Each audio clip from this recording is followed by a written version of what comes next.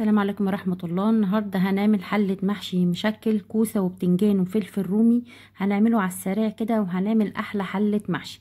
طبعا هنا معايا بتنجان وكوسة متقورين كويس ومغسولين وفلفل رومي. طبعا حطي الكمية اللي انت عايزاها براحتك. معايا هنا بصلتين كبار مع معلقة فلفل أحمر. معايا طماطم معصورة في الخلاط بالقشر بتاعها. معايا شبت وبقدونس وكزبره. معايا كوبايتين رز. معايا هنا التوابل ملح وفلفل اسود وكمون وكزبره ناشفه. معايا بهارات محشي بابريكا. معلقه سكر صغيره و2 مكعب مرق لحمه. ومعايا نعناع ناشف وزيت. وطبعا هنا هبتدي اعمل تسبيكه. المحشي البتنجان بيحب التسبيكه، يعني مش بيكون ني في ني. طبعا انا هنا هحط نص البصله، يعني انا معايا بصلتين كبار هحط يعتبر بصله واحده، والبصله التانية هسيبها في الاخر خالص. طبعا البصله هنا مدعوكه معايا بالملح والفلفل الاسود. وخدي بالك وانتي بتملحي المحشي عشان ما يملحش منك، عشان معاكي 2 مكعب مرق. يا دوبك البصله خدت تشويح على النار، وهبتدي انزل بالطماطم المعصورة في الخلاط، وطبعا مش مصفياها زي ما هي بقشرها علشان بتدي سمك معايا. وهبتدي اقلبها كده شوية، وهنزل بس ب2 مكعب المرق اللحمة والسكر بس، علشان تبتدي تسبك معايا الصلصة وهتكون احلى صلصة. زي ما انتوا شايفين نزلت بالمرقة ومعلقة السكر بس، والتوابل هنزل بيها بعدين. طبعا لازم اقلب المرقة كويس والسكر عشان هتبتدي الصلصة تسبك معايا. هسيبها تاخد وقتها على النار، ولما تتسبك هبتدي انزل بالبهارات بتاعتي علشان تدي طعم حلو. ما تضيعش يعني في اول الصلصة كده وتقعد تغلي كتير وريحة التوابل كلها تضيع مني. خلاص اتسبكت، نزلت بالتوابل بتاعتي وهبتدي اخدها تقليبة.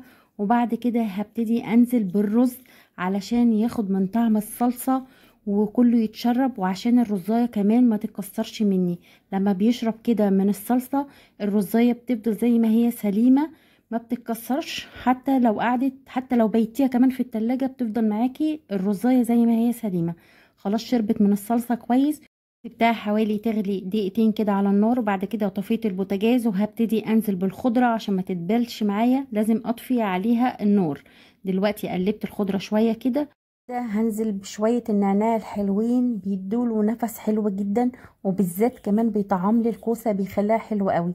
نزلت خلاص بالنعناع، وبعد كده اخر حاجة هنزل بيها البصلة التانية المدعوكة برضو بالملح والفلفل، ومعلقة الفلفل الاحمر اللي انا هرساه.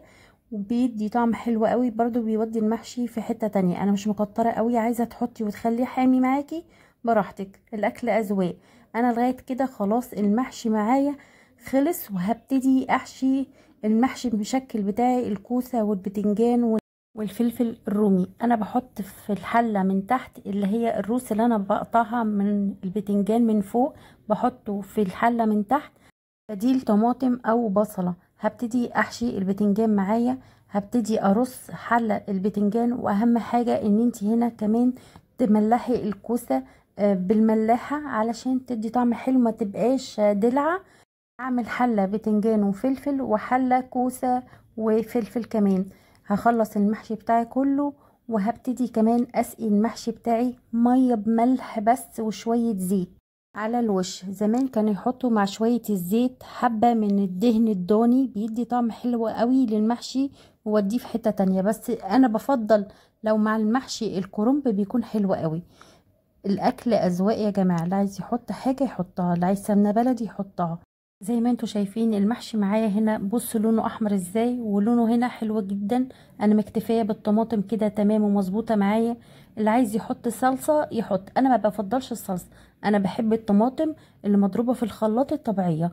بحس الطماطم احسن بكتير من الصلصه.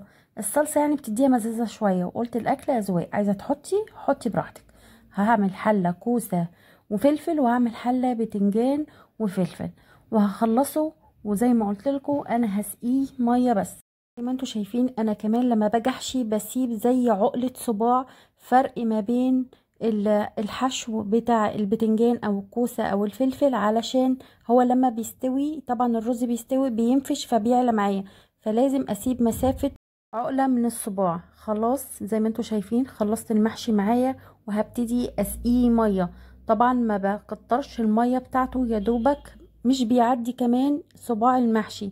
ما كتريش في المية لان الفلفل بينزل مية، والكوسة كمان بتنزل مية، كذلك حتى برضو مع البتنجان فلفل، عشان كمان الفلفل زي ما قايله لكم هينزل مية. ما كتريش المية معاكي وظبطي الدنيا. بحط مية وملح بس، عايزه تحط شوربه براحتك. انا بحط كمان فوق الوش زيت عشان بيديله لمعه.